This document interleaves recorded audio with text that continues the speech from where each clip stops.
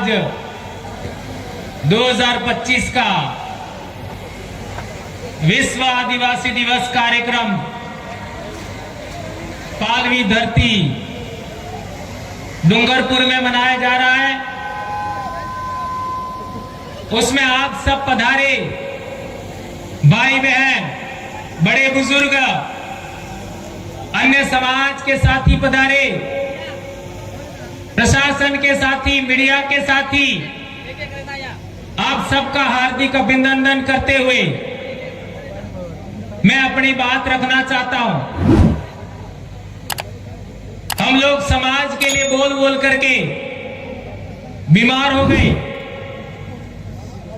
और हम नहीं चाहते थे कि आज हम बोलें, लेकिन बहुत सारे लोग नए आए और इसके लिए हमारे साथियों ने आग्रह किया कि बोलना ही पड़ेगा। तो आप लोगों के बीच में कुछ बातें मैं बहुत इंपॉर्टेंट है वो कहना चाहता हूं। सबको पता है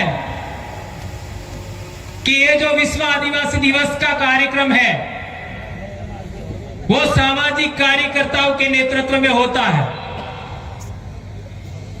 और सामाजिक कार्यकर्ता कौन?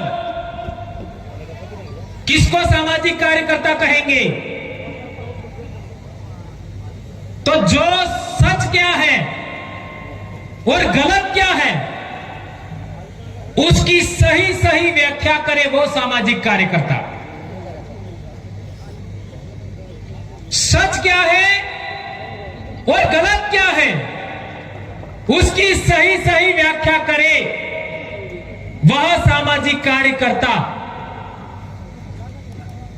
आज की तारीख में पूरे देश के आदिवासियों का जितने भी बड़े संगठन हैं उन सभी संगठनों का अलायंस बना है। पिछले दिनों इसका बहुत बड़ा मीटिंग हमारे यहां पर हुआ।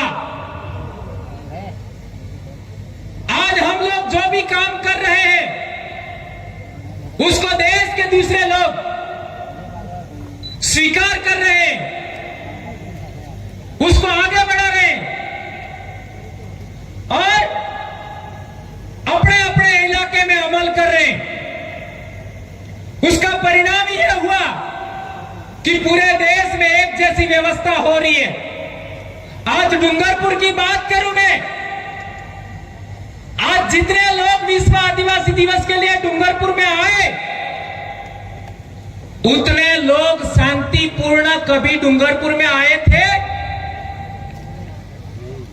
ये केवल और केवल आदिवासी परिवार की अनुशासन नियमावली है कि यहां पर लोग शांतिपूर्ण आते हैं और शांतिपूर्ण जाते हैं। आपका बेड़ेश्वर में कार्यक्रम हुआ था कोरोना के आसपास, उसमें आपने देखा लाखों लोग आए थे लेकिन किसी प्रकार का कोई गड़बड़ नहीं हुआ। इसी तरीके से मानगढ़ पर इस साल भी हमने कार्यक्रम किया।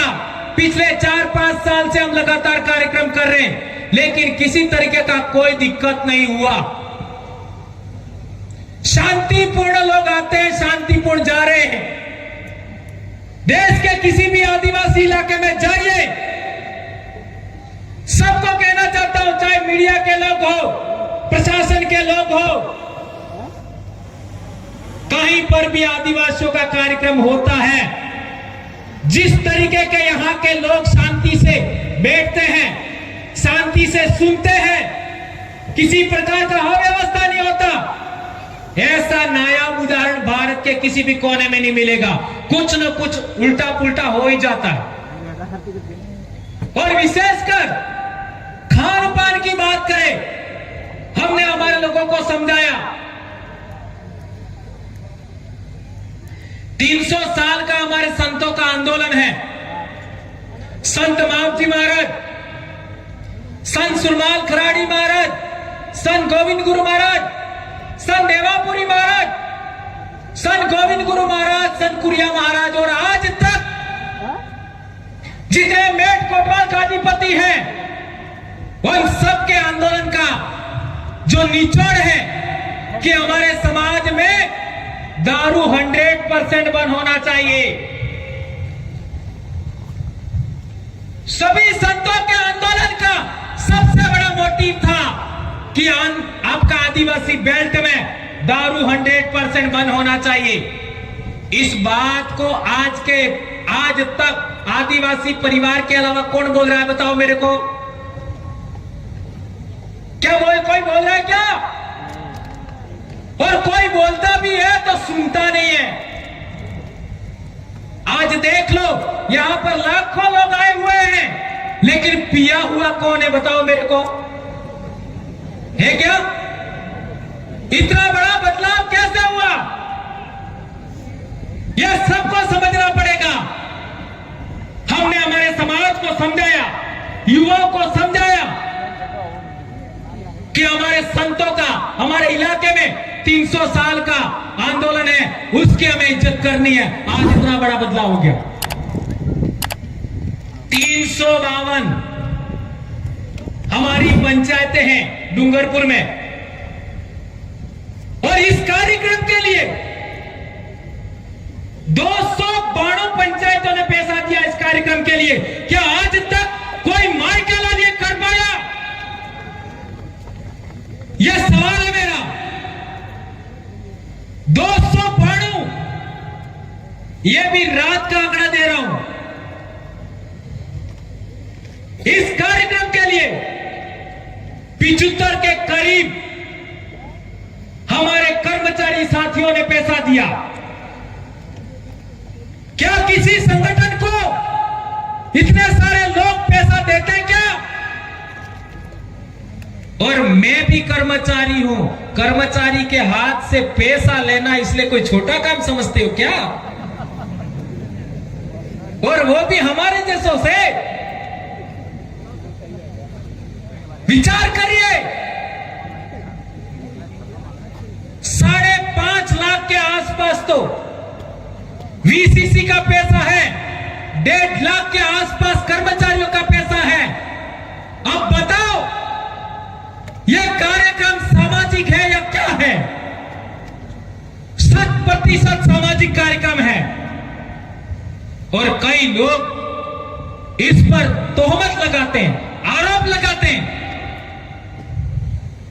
और आदिवासी परिवार को जिसने गाली दिया है, आदिवासी परिवार को जिसने गलत कहा है, उन सब के बाजड़े उठ गए हैं और उठेंगे। एक बात और बड़ी कहना चाहता हूं कि हम स्कूल में बच्चों को पढ़ाते हैं। अब जो स्कूल में पढ़ाते हैं वही समाज को पढ़ाओ तो लोगों को तकलीफ हो जाती है। स्कूल में पढ़ा सकते हो वो बात, लेकिन समाज को नहीं पढ़ा सकते, ये कौन सी बात हुई भाई? स्कूल में पढ़ा सकते हैं, जो किताब के अंदर पाठ में लिखा है वो समाज को मत पढ़ाओ। और समाज को पढ़ाते हैं तो आप सब समझते हो क्या कर रहे हैं। ये बात समझनी जरूरी है। ये मैं किताब लाया, ये 6ठी क्लास की किताब, इसमें आगे के 3 पाठ, 6ठी का ये किताब इस साल बंद कर दिया। आगे के 3 पाठ आदिवासियों से संबंधित है, ये इस साल बंद कर दिया। 10-12 साल से ये किताब चल रही है, इस साल बंद कर दिया। इसमें पहले 3 से 4 पाठ आदिवासियों से संबंधित है। ये जो इस साल जो सामाजिक ज्ञान आई है, इसमें आदिवासियों के बारे में क्या है आप लोग पढ़ लेना। ये उदाहरण है। ये आपका ये 7वीं की किताब, ये लास्ट इस साल है, ये 7वीं की किताब है। इसमें आदिवासी का पाठ दिया है, उसको पढ़ो तो सही। क्या लिखा इसमें? किताब भी आने वाले साल बंद तो होने ही वाली है, तो ये पाठ भी जाएगा। हमारे साथ कितना अन्याय हो रहा है, कितना शोषण, कितना दमन हो रहा है। 10-12 साल से किताबें चल रही थी, इसमें आदिवासी का पाठ है, ये 7वीं की किताब। इतना सा समाज को पढ़ाने के लिए हमें कितना पापड़ बेलना पड़ता है। इस किताब को आप पढ़िए, आपको समझ में आएगा इसमें आदिवासियों के बारे में क्या लिखा है। और इसके साथ ही आप लोग ये देखिए, ये 8वीं की किताब, ये 1 साल बाद ये भी बंद होगी। इसमें भी आदिवासियों के बारे में पाठ है, इसमें भी आदिवासियों के बारे में पाठ है, जानकारी है। लेकिन यह जानकारी यहां पढ़ के सुना दे तो भी कई लोगों को तकलीफ हो जाए। मैं क्या कहना चाहता हूं कि स्कूल में हम यह किताब पढ़ा सकते हैं, लेकिन समाज को पढ़ा लोगों को तकलीफ हो जाती है। और एक बड़ी बात ये देखिए, ये किताब में पूरा पाठ है, आदिवासी कौन लोग हैं, है ना, पूरा चैप्टर 5वां पाठ।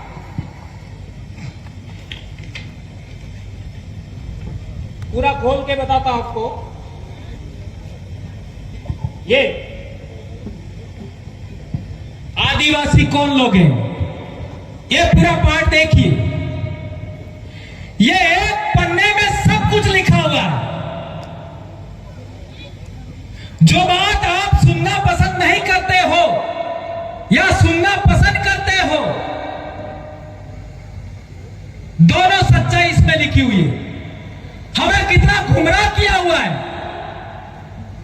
अब यह बात पढ़ के सुना दो, कई लोगों को तकलीफ हो जाती है। किताबों में लिखा है, बच्चों को पढ़ा रहे, लेकिन समाज को पढ़ाओ तकलीफ हो जाती है। यह बात ध्यान रखनी है, और ये बातें हमको बहुत पहले पता था, इसलिए हम लोगों ने फैसला किया कि किताबें लिखनी चाहिए। अभी यहां हनुमानगढ़ के साथी आए थे, डीपी शर्मा जी, उन्होंने किताब लिखा, उसमें बहुत बड़ी जानकारी है। 3 साल लगा उनको लिखने में। वो फर्स्ट आपका वहां टेंट लगा है, गेट के पास वहां लगी हुई है। कितने लोगों ने खरीदा? ये किताब अनिवार्य रूप से सबको खरीदनी है। उसमें बहुत सारी इंफॉर्मेशन है जो आपको एक किताब में नहीं मिलेगी। और वे भाई यहां पर कोचिंग इंस्टीट्यूट खोल रहे हैं, 13 तारीख को उनका उद्घाटन है, उसमें भी हमको आना चाहिए। हमारी पढ़ाई के लिए कोई भी काम करे, हमें उनको स्वीकार करना है। समाज के उत्थान के लिए भारत ही नहीं, पूरी दुनिया के अंदर आदिवासी संकट में है, और आदिवासियों को बचाने में थोड़ा बहुत भी कोई मदद करता है, हमें उनको स्वीकार करना है। और ये हमारे मीणा भाई जितेंद्र जी ने किताब लिखा, ये उस गेट पर है। ये किताब भी सबको पढ़नी चाहिए। ये पहली बार है कि हम आदिवासियों ने देश के निर्माण में क्या किया, ये इसमें लिखा है। ये दोनों किताबें आप खरीदेंगे ऐसी मैं आशा करता हूं। और 2018 में हमको पता था, 2018 में, कि हमारा संगठन कितना आगे बढ़ेगा, कैसे लोग रोक सकते हैं, ये हमको पहले पता था। और मैं बीमार था तो कितना बोल पाऊंगा ये मुझे पता नहीं था। ये तो जैसे तैसे आपने कल लोचा पाली करीने काम साले। तो हम लोगों ने, हमारा समाज कैसे चलेगा, ये बुक लिखा हमने। ये बुक लिखने वाला कोई और नहीं है, मैंने लिखा। आदिवासी परिवार विजन बुक। आप लोगों को उसके आधार पर आगे बढ़ना है। लेकिन यह किताब हमने किसी को दी नहीं है, केवल लिख के रखी है। क्यों? क्योंकि कई सारे लोग ऐसे हैं जो हमारे बीच में आते हैं, लेकिन छोटी छोटी बातों में नाराज हो जाते हैं और फिर बात का बतंगड़ बना देते हैं। इसलिए हम लोगों को ऐसी बातों से बचने के लिए हम लोगों ने मात्र जिस दिन हम नहीं रहे या फिर हम बोलना हम लोग बंद कर देंगे, उस समय यह किताब आपका मार्गदर्शन करेगी। इसलिए हम लोगों ने इस किताब को लिखा। आज विचार करिए, मैंने सबसे पहले बोला था कि सभी पंचायत यानी वीसीसी ने पैसा दिया, जोथरी 32 से 32 पंचायतों ने पैसा दिया, ताली बजाई उनके लिए। इसके बाद सिमलवाड़ा, बिच्छीवाड़ा, पाल, देवल 100% सभी पंचायतों ने दिया, इतनी पंचायत समितियों का। और सबसे ज्यादा सहयोग राशि आई है वो सागवाड़ा से आई है, सबसे ज्यादा। केवल 3 पंचायतें बची हैं, वो भी रात का बात कर रहा हूं मैं, हो सकता है अभी आ गया वो, मेरे को पता नहीं। केवल 3 पंचायतें सबसे ज्यादा, विचार करिए। और इसके बाद गामड़िया हाड़ा केवल 3 का नहीं आया, लेकिन वो भी आ गया मुझे नहीं पता। चिखली केवल 5 का बाकी है, गलियाकोट केवल 5, डूंगरपुर केवल 8, दोवड़ा केवल 5, साबला में भी 7 से 8 और आसपुर में मात्र 10। विचार करिए, ये कोई किसी के घर नहीं गया, सब ऑनलाइन पैसा इकट्ठा हुआ समाज के लिए, तब जाकर के आपको मुफ्त में ये बोतलों में पानी मिल रहा है।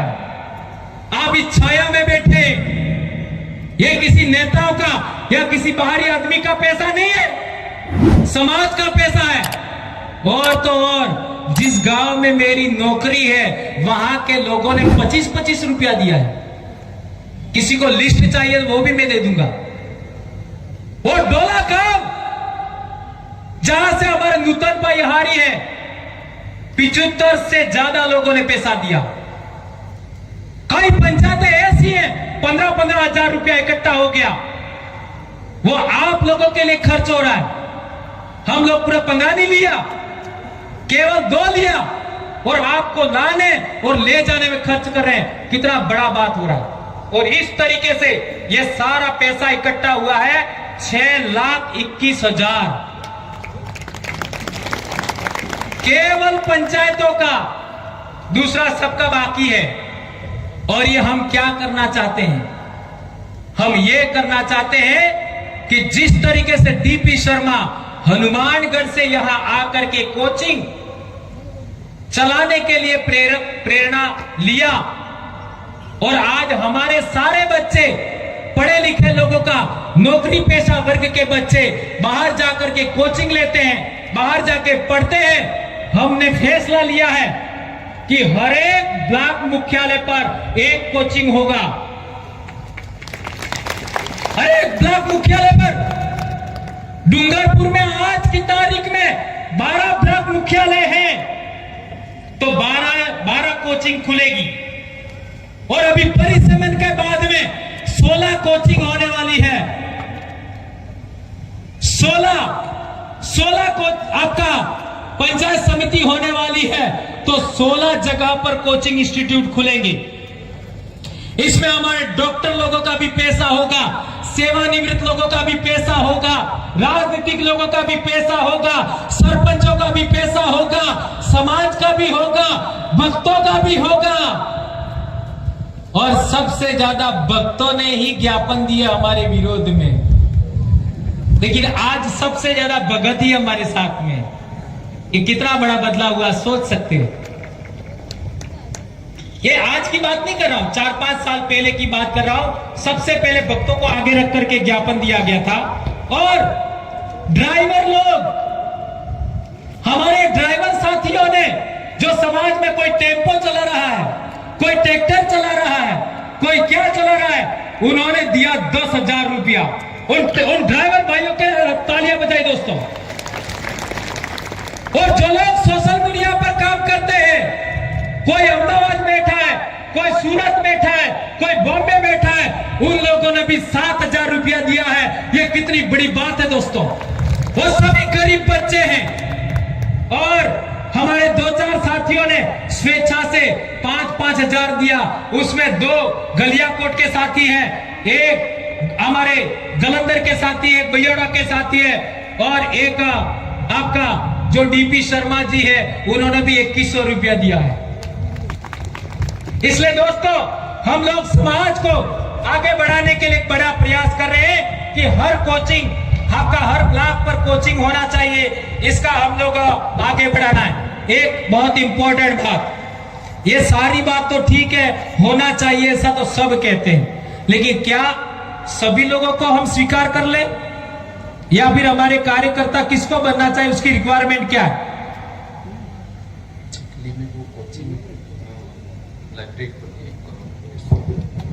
भाई ने बताया कि चिखली में 1 करोड़ रुपए की लाइब्रेरी खोली है। बहुत बड़ी बात है दोस्तों, 1 करोड़ है ना। आज एक बात क्लियर हो जाए, ये मैंने नहीं लिखा है, हमारे डीसीसी के सभी साथियों, मैंने जो बातें बोली वो पॉइंट सभी डीसीसी के आम सहमति से आए हैं, ये बात ध्यान रखिएगा। तो सभी लोगों की सहमति से ये नियम बने हैं और ये पॉइंट बने जिस पर मैं अपनी बात रख रहा हूं। ये किताबें भी, हम सब शिक्षक हैं और सभी स्कूलों में पढ़ा रहे हैं, और हम लोगों को रोका जाता है, इसलिए ये बताया। अब डीसीसी सदस्य कौन बन सकता है? पहला नियम है, दिन में शराब पीता हो उसको नहीं लेना है।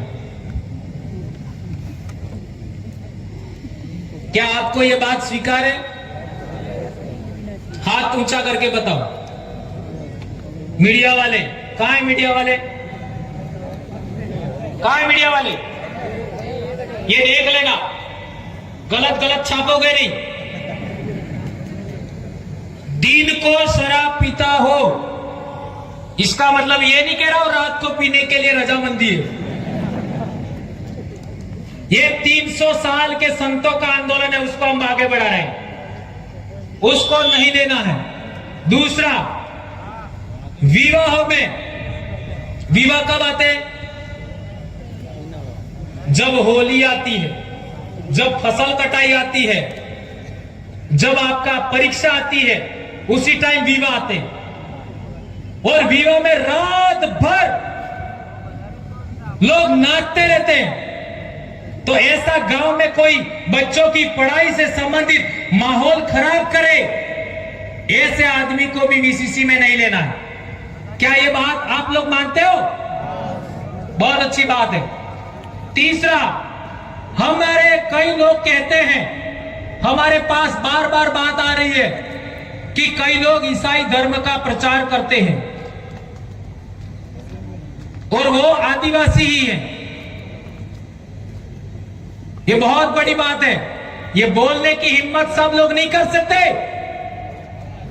और जो लोग ईसाई धर्म का प्रचार करते हैं उनको भी वीसीसी में नहीं लेना है। क्या ये बात आप लोग स्वीकार करते हो?